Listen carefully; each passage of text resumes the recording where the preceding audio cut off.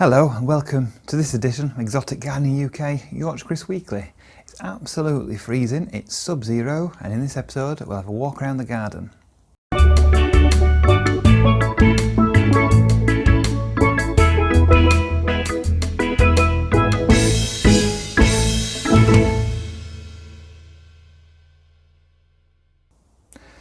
Here in the greenhouse, it's been managing to keep up to 7-8 degrees, even though it's been down to minus 4.5 last night. The heater's done really well. Behind me, you can see all the snow on the roof, because it snowed 2 days ago and it's not melted because the day temperatures have been up to about 2-3 degrees at best. And that's in the air, the ground is still absolutely frozen. So, right, let's get into the video and have a look around the garden.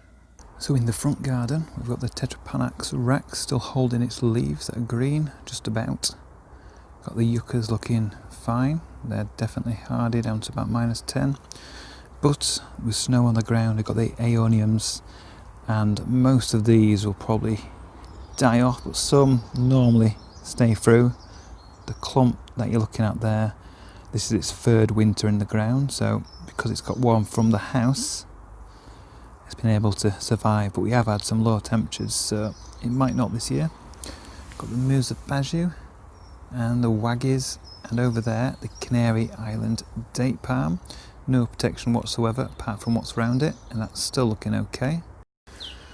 Right, let's have a look at the back garden in the snow and the ice. It's currently just below freezing this afternoon. I think it's minus 0.3.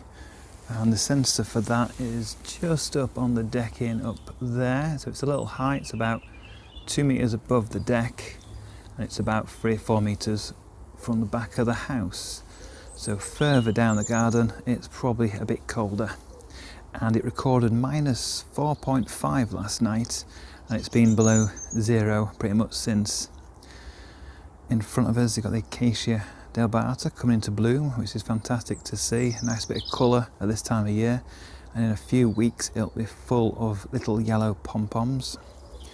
Below it we've got the Sarracenia, that's completely frozen through, but they're completely fine. They're hardly down to about minus 15, so there's no issues there.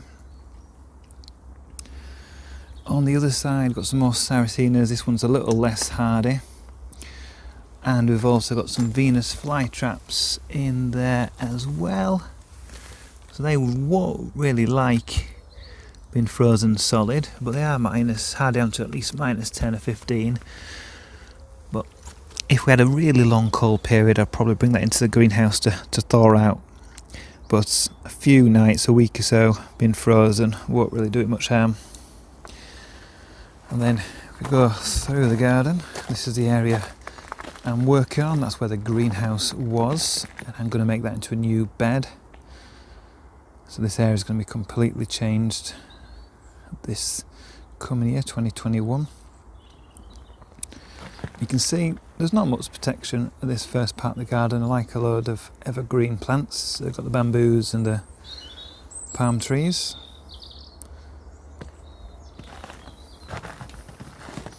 Crunchy underfoot. Tree ferns still looking green. Got the protection in the centre there.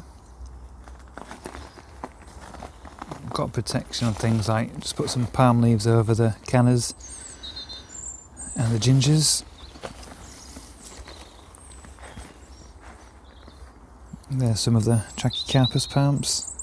Now the most tender one I have, just be careful where I stand, is the Martianus. I did just put this over the top. As you can see, that's looking okay. And that's hardy down to about, well, it's minus 4.5 last night. We'll have tested it a bit for its leaves anyway, but it doesn't show any damage yet, but it can show the damage when it's defrosted and then into spring. And the other palms looking fine along there, no protection there. This is not a hardy palm, but I've decided not to protect it at all this year because it didn't like being protected, even with a bit of fleece, for a few nights when it was cold last year. It spotted all the leaves up, so I thought this year Might as well just leave it unprotected. If it makes it, great. If it doesn't, then I won't be growing this one again. This is the tender mule palm. I've got a much hardier version that I'm growing on to replace this one if and when it does demise. Got the Scheffler macrophylla. Doesn't look very happy at the moment, but it should bounce back fine from the temperatures we had. And it's the same with the Fatsias as well, so they don't look happy when it's sub-zero, but they're completely hardy down to at least minus 10, 15 at least. But as soon as it warms up, the leaves plump up and it'll look fine again. So the loquat tree is totally fine down to at least minus 10 or so, so I class that as properly hardy. The Aralia loses all its leaves, it's just a stick in winter, so that's completely hardy. Gunnera, protected by its own leaves down there. Scheffler in the background there, completely hardy. The hardy umbrella tree, so no protection needed for that. I have left out a sacrificial onset Morellii, just because this one wasn't looking too good anyway, and I've got loads of other ones, the Henebas, that I much prefer to grow, so I was happy to leave that one out. This Scheffler looks a bit unhappy, but that's because it's been fully exposed, but again, like the Fatsia, will plump up when it defrosts. Got loads of Allostriatula cuttings here. Again, they don't look it, but these are really hardy. And even if they got completely wiped out on the surface, they'll reshoot from the base if we've got a really, really cold period.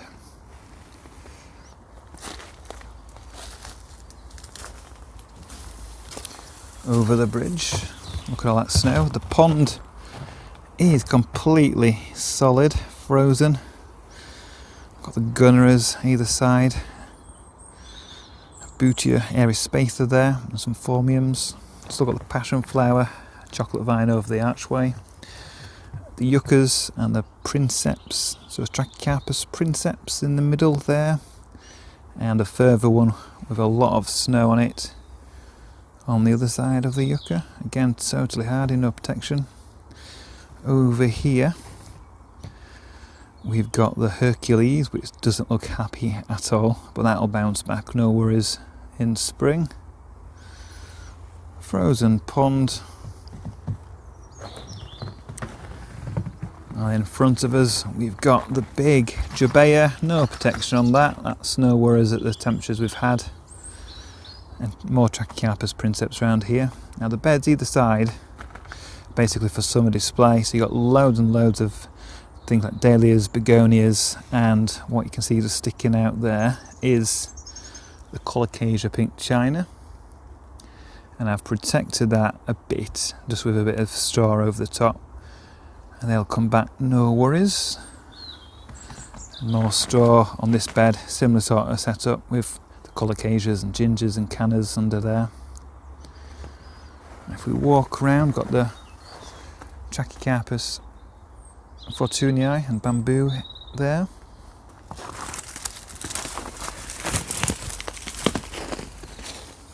Here we have Euphorbia lyrifera, and then if we pan across, got a wonderful Yucca and Chemops humilis there, European fan palm. Totally hardy to at least minus 10. You start worrying if you get down to minus 10 or below for extended periods of time. In the bed that I was going to walk over to, we have got a shelter here, and you can see it's doing its job. So we don't want snow in agaves. So the shelter protects the snow and ice forming in the plants underneath. So Americana there, Montana there, and they are frozen, but they're not covered in ice and snow, which is really bad for them. Volcano there. Over here, got another Euphorbia. Got the Melianthus, which is fine. Sort of -5-ish is its limit for its leaves, but it can go down lower than that if needed. Cycas revoluta, I didn't protect it properly. It's just got a bit of fleece and tarpaulin over it, but that should be fine. Bamboos. Musa baju, not protected at all, but I'm not worried. The stems are fine down to about -4, -5, so it's borderline. But even if it gets cut to the ground, it'll reshoot in spring. There is my special palm, Trachycarpus aureophilus. Token gesture of protection around the trunk there, because I had it left over, sleeping bag. But that's fine. Down to about -6, -7. I'll start worrying about this one. So I'll just go down here.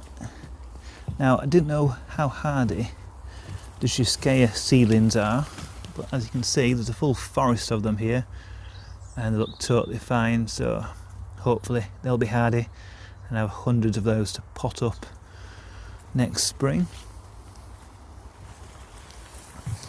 Let's go to the bottom of the garden, got the bamboos, and if we just look out at the bottom, you can see I'm quite rural. I've got all these fields, very snowy and icy.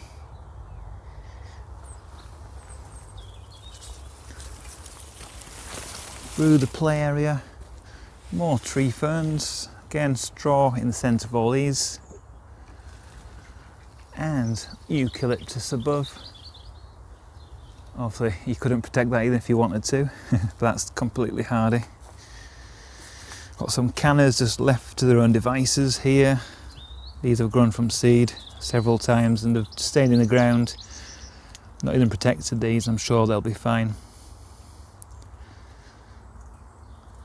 Another T-Rex up here, trying to flower, but it's not going to do it now, it's been frosted.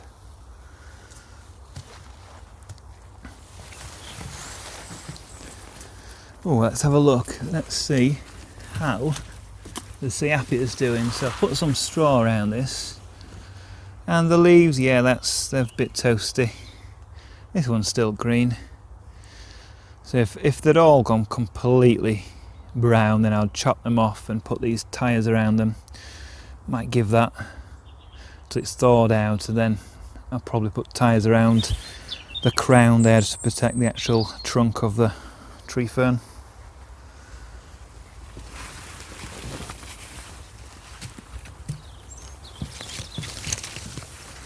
More Princeps hybrids, got about 7 or 8 of them in this bed.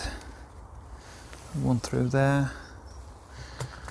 And then this wonderful Bootia. Look at that, that was a tiny plant and now it's huge. No protection required for that yet. I start worrying when it gets below -6 to -8.